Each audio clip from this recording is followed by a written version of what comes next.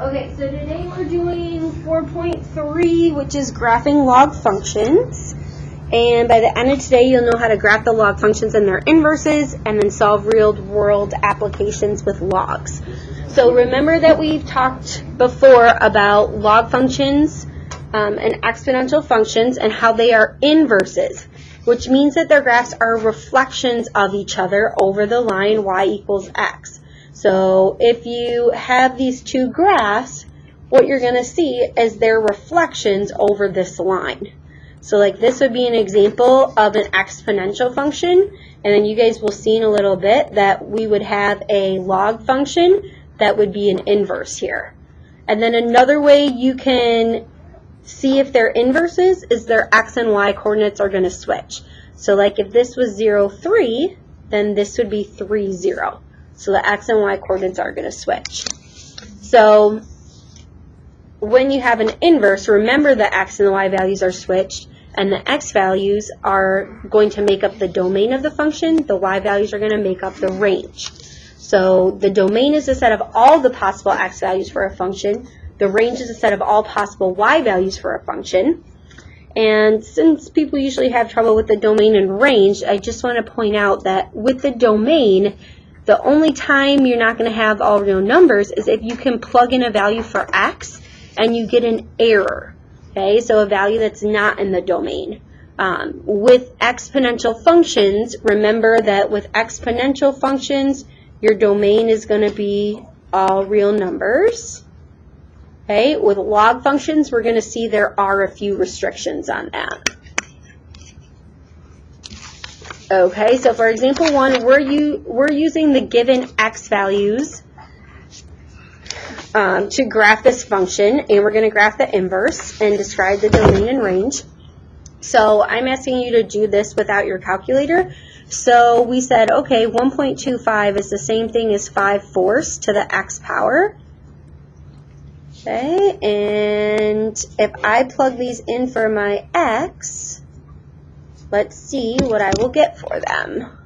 Okay, so I have 5/4. So, Hunter, if I have a negative exponent, what does that do?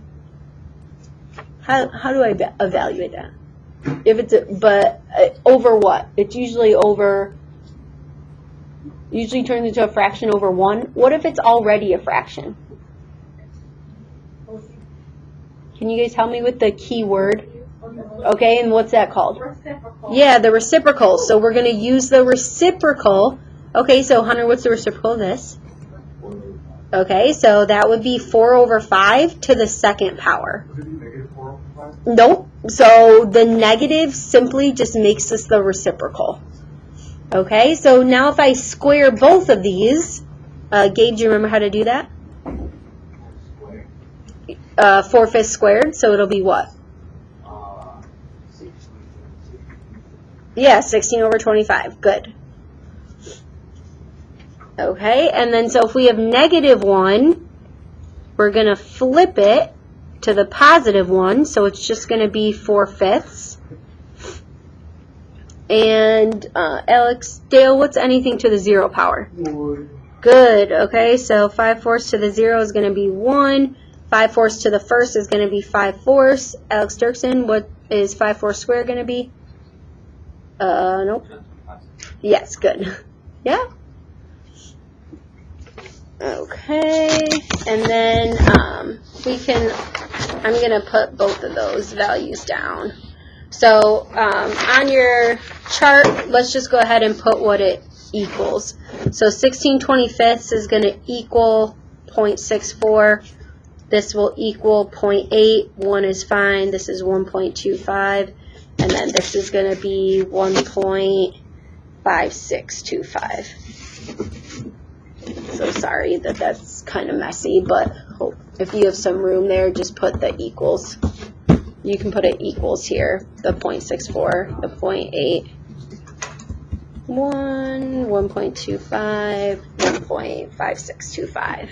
Okay, so then we're going to plot those points on our grid, and the table for the inverse is going to be really simple, right? Because the inverse, Petrova, what happens with the inverse? with the x and the y values? Yeah, they're just going to switch. So we're going to take our same chart and then we're just going to switch that.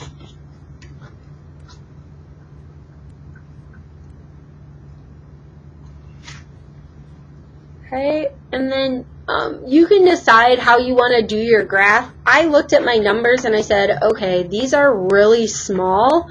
So instead of just going by like ones, I went by quarters, which is going to stretch out my graph a lot.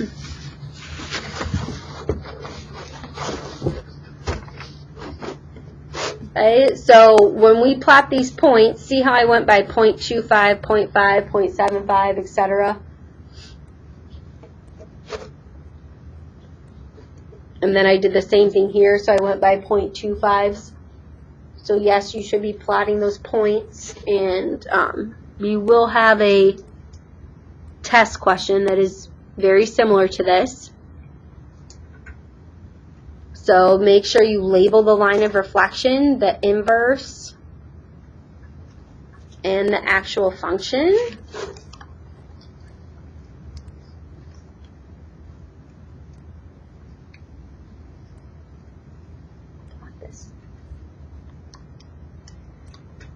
Yeah, exactly. No, that's not the way I want you to do it.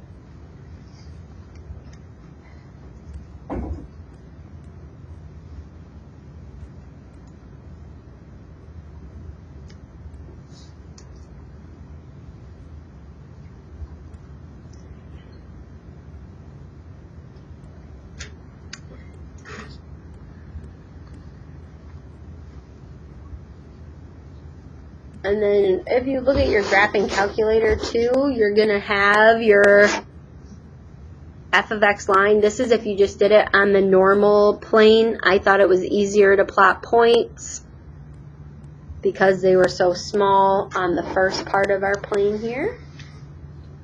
And if you wanted to change your window so it looks exactly like what we did our x, we ended up looking at it from -2 to 2, and we went by 0.25. And then same thing with our y min, our y max. It really looks like we went from -3 to 3 there. We went by 0.25.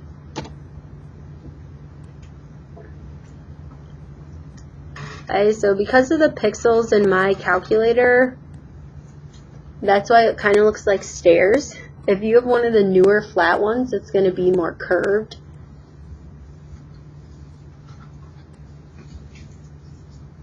Okay, and even if you wanted to, you could graph the line of reflection on here as well, which would be x. And then we're going to look and see where the other one is. Okay, now the inverse of an exponential function is a log function. So see where it says at the top, it says inverse, and then in parentheses it says a log form. Right here. Okay, what I want you to do is rewrite this so that it's in log form. So you need a log with a base. Going to equal something. This is what we did yesterday and today for bell work. Okay, so Taylor, what's the base of our exponential function? What's the base of this function here? Yeah, good. Okay, so the base of my log has to be what? Everybody, what should the base be? 1.25, right? So if the base is 1.25, the base should be 1.25 here. And you can just say that f inverse is going to be the log base 1.25 of x. And that's always going to happen. Okay, so you can always use x as your input. It honestly doesn't matter what variable that you use. But see how it asks you for the inverse? So do your inverse notation. Okay, so look at the pattern here. Base, base. Okay, f inverse, x. And, oh, I also want to make this really clear. So this is the log, this is the base, and it is of x. see how the x and the log are on the same line? Okay, so it's the log of x. So it's not log 1.25. Some people write it like this. Of x like this, and that's wrong. X is not the exponent. X is what the log is of. These are together. Okay, so your base is down here. It's smaller. Your x is on the same line as log. Okay, because remember, if it was log base 10 of x, that's just log of x. Okay, they're all on the same line. Okay. All right. So now we're going to do our domain and our range. And we already talked about the domain for exponential is going to be what? All real numbers. Right? Now, in this graph, I'm going to open this back up and go to my standard graph. Oh, I'm also going to graph the other one. Some of you guys have this really cool thing where it actually puts in the log for you. So I have my exponential function, my x, and then I'm going to do my log base. And I can graph that as well. Yeah, do some of you have a cooler flat one that does it in different colors? I like those just because it's easier to distinguish. But this is going to be your first curve. This is going to be your second curve. Okay? And then it's a reflection over that line. If we just look at the first curve, so I'll take this one off for a second. Okay, if we look at our graph, I want you to look on the y coordinates. Okay? See how this side is going up and it's going to continue to do so? What line is this approaching? Risha, what do you think? This line is getting closer and closer to what? Yeah, the x-axis, right? Which is y equals 0. Good. If you look at your table, you can actually just scroll down, and you can see that it's getting closer and closer to 0. When you guys have the e's with the -5, do you know what that means? It'll be... It's the power of 10, so you'd move the decimal back 5 places. If you move this decimal back 5 places, you would have 4 zeros in front of this. So technically, it would round to what number? No, because if there's 4 zeros in front, it's 0.00004. What would that round to? No. 0.000004 would round to... Well, no, just a whole number. It would just be 0, right? 0.0004, right? Wouldn't that just round to 0 as the whole number? Yeah. Okay, so that's what it is. Okay, so it's going to be all real numbers for your domain because you can plug everything in. And then if you look at your range, this is getting closer and closer to 0. But see how all the points are above this line? So it's going to be greater than 0. What if I had a graph like this? Then it'd be less than 0 because it's going down, it's underneath 0.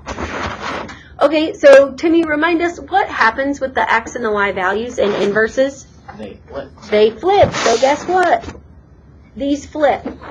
Okay, the range of one function becomes the domain of the other. And the same thing with the domain and range. So this domain becomes this range becomes this domain. Notice here I have y though, and here I have x. Can anybody explain why I have that? Domain. And the domain has to deal with what? The x values, right? And the range has to deal with the y values. So, okay, if this is x is greater than 0, that means if I try to do the log of 0, what is probably going to happen? Uh-oh, error, and look what it says. It's a domain error. Okay, so like if it says go to, it'll take you there, and then you're supposed to fix it. Yeah, Hunter. I would still be over 0. 0 and then went back down, right? Wait, say it again. If your y. Oh yeah, for the other one that I did. Well, yeah, if it went over and then just straight back down, that would still be greater than 0. If it, you mean like if it was like this? Because this would still be greater than 0. Yeah, I know. I mean, like, if it was like that, where it's like, it goes up and it goes right back down. Oh, yeah, that wouldn't be like an exponential function. Like you're saying like this, right? Something like that, like if it had something like that. Yeah. Yeah, then it would just depend on your lowest point, but you won't have that with if it's exponential. And then I also just want to show you with the log. With the log, this is what's happening. Okay, so with your log function, now what's happening is we're getting really, really close to this line, which is x equals 0, right? We're getting close to the y-axis. That's why x has to be greater than 0, because look, all of the points are on this side of the graph. Do you guys see that? Now, the all real numbers, that means it's going to keep going. So this is going to keep going down forever, but then this is slowly and slowly going to keep going up forever. So that's why it's all real numbers. So if it's all real numbers, it's going to encompass the entire graph. Okay, and then that was your little reminder. Don't forget to draw the line. Okay, so I'm going to let you start part B. So f of x equals 1/4 x, and let's try to do this without our calculators first. Oh, sorry, I don't want you to do that. I want you to do that.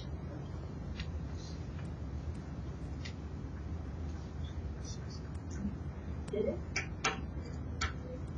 Okay, so your inverse and log form, if your base is 1/4, your base is going to be 1/4 here.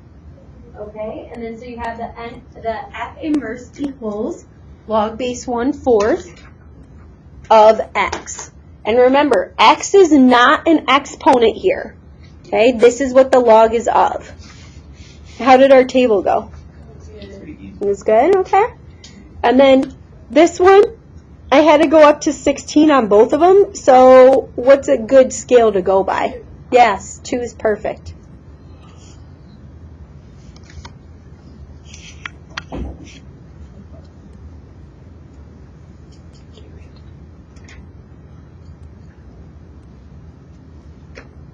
Okay, so again, make sure you put in your line y equals x.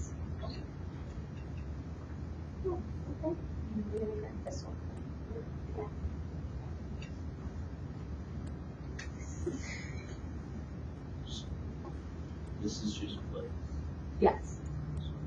16 -2. Correct.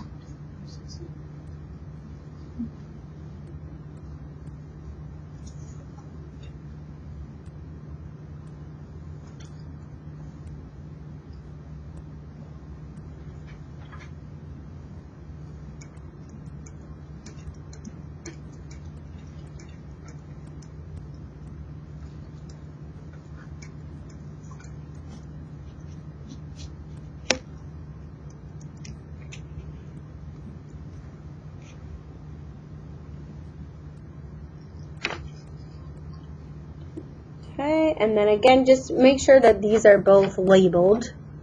So your f of x and then your f inverse. And then what is your domain always going to be for an exponential function? All real numbers. Okay, and then it's approaching 0, and then so these are going to be flipped.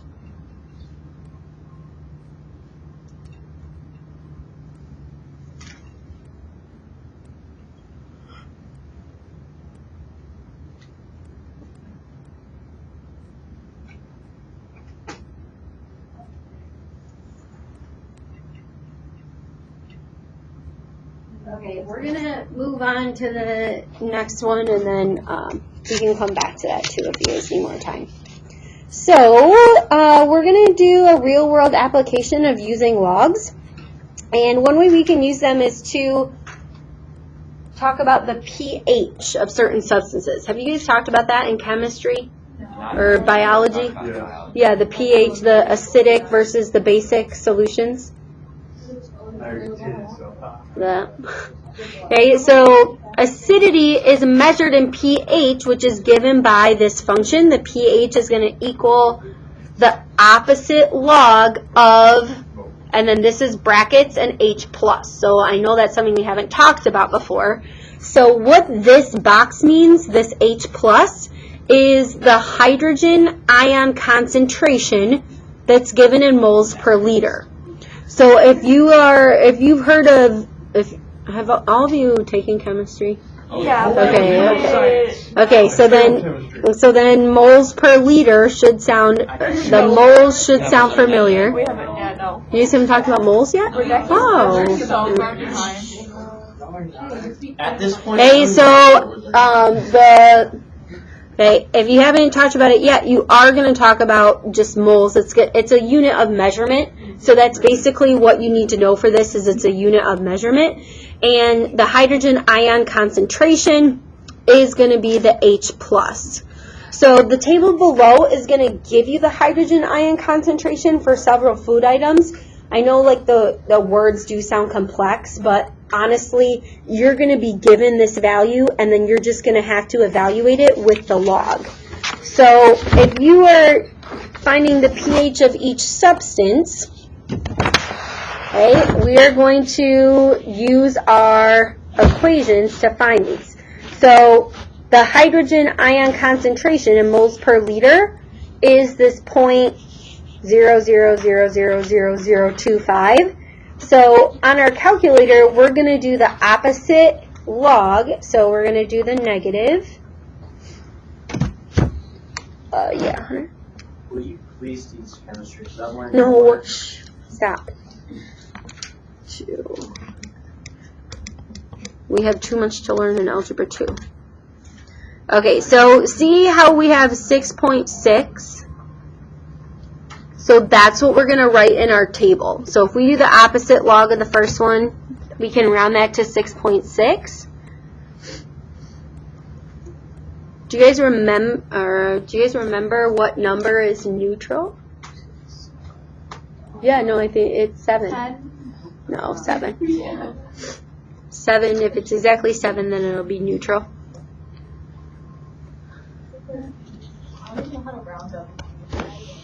What? Okay, so you guys do the tomatoes and lemon juice. Joe Snapchat. Okay, so let's do this. Where's log at? It's only one left. It says log. Oh, Oh. I mean.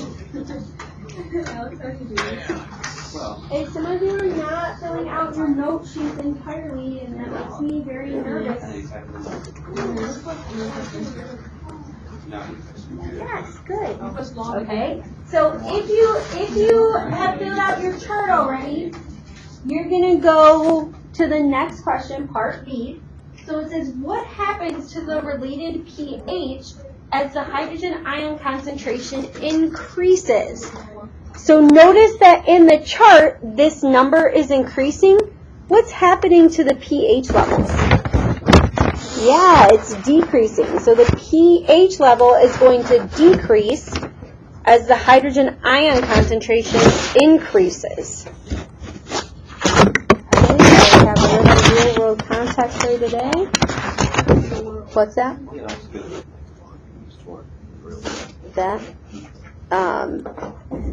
Once you get into more complex logs, it can model different population growths and decays. We're not going to get into great depth with that, but it absolutely can be. If you become an engineer, The rest of this weekend. or you're